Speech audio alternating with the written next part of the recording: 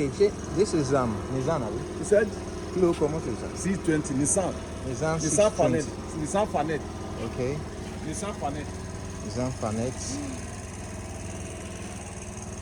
What is being used this for?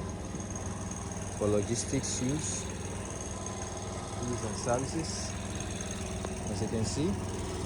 How did you ever start it? When you can start? Then. Can start that? Then.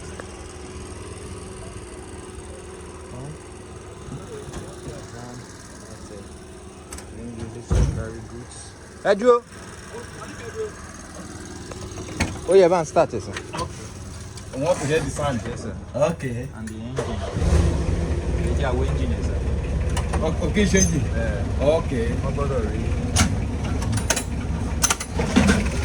Is this way that is that? Is it this way? This way? This way? It's strong. Very strong and reliable. Yeah. You have me raise the lane. Okay. Erase it, sir.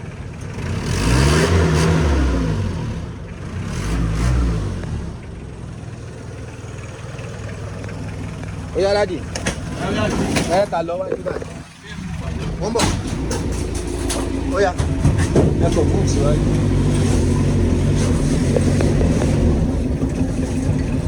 Ẹ lọ wájú bẹ̀rẹ̀ kẹ́ tán padà.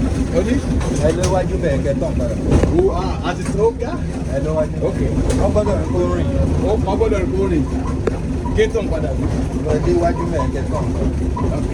Báyìí ni mò ń lọ ṣáà. Ẹ máa lọ.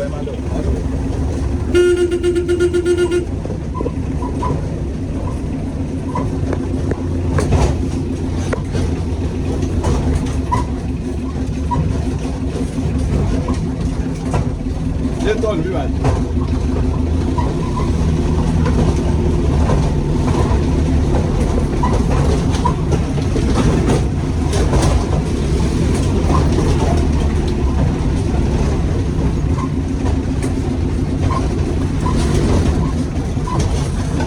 Okay, bẹ́ẹ̀. Bẹ́ẹ̀ lọ báyìí. No, báyìí ni mò ń lọ. Oya ẹni wẹ̀. Kí máa là. Ẹsẹ̀ yín sá. Connected. Baba, come. Baba Sunday.